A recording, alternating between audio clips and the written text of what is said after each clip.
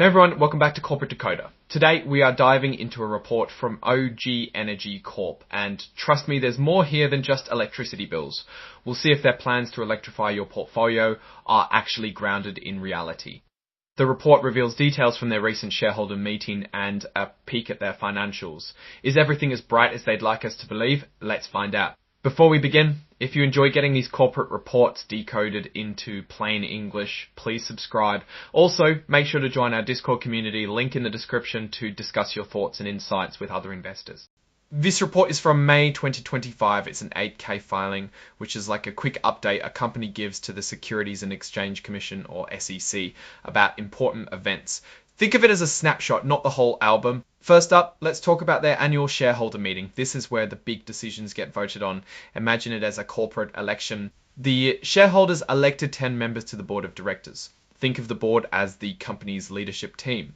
They also approved Ernst & Young LLP as their main independent accounting firm for the year. This firm is like a financial referee, making sure the numbers are fair and accurate. Shareholders also had an advisory vote on the compensation or pay given to the top executives. It's like a thumbs up or thumbs down on how the bosses are getting paid. Here's where things get interesting. An amendment or change to their rules about supermajority voting failed to pass. Supermajority voting means you need a really high percentage of votes, more than just a simple majority, to approve certain things. This amendment needed 80% of the vote, but didn't get it. So for now, some big decisions at OGE Energy still need that super high level of agreement. Let's dive into the voting numbers. This is like the election results breakdown. It tells us how many votes each item received. Looking at the election of directors, Frank Bozach got about 102.5 million votes in favour, about 3.3 million votes against, and around 500,000 abstentions. Next is the ratification of Ernst & Young.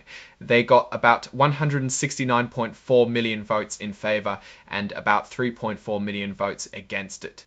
The advisory vote on executive pay got around 136.4 million votes in favour and about 8.6 million votes against. Finally, the amendment to eliminate supermajority voting received around 142.6 million votes in favour and about 3 million votes against. Remember, this needed 80% to pass and it didn't quite make it. Now let's switch gears to other events.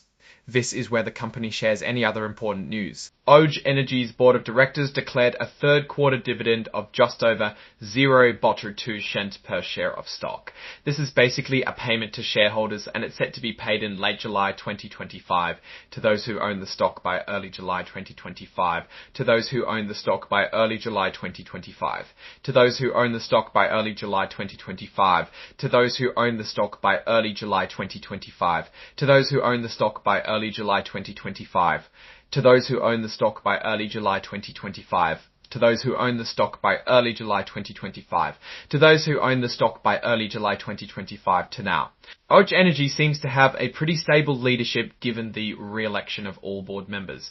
However, that failed vote to remove supermajority voting provision shows that there's some disagreement among shareholders on the direction of the company. It means that a small group of shareholders can block significant changes. That can be a good thing, providing stability, but it can also make it harder for the company to adapt to new challenges or opportunities. On the dividend side, declaring a dividend is generally a good sign. It means the company has enough cash to share profits with its investors. But keep an eye on those dividends. If they start cutting them, it could mean trouble. Overall, OGE Energy looks like a fairly stable company in a pretty heavily regulated industry. Alright, that's our breakdown of OGE Energy's latest filing. What do you think about their recent shareholder meeting and the direction of the company? Drop your thoughts in the comments. If this analysis was helpful, hitting that like button really helps, and subscribe for more deep dives. Also, don't forget to check out the Discord in the description. We'd love to see you there. Thanks for watching. See you next time.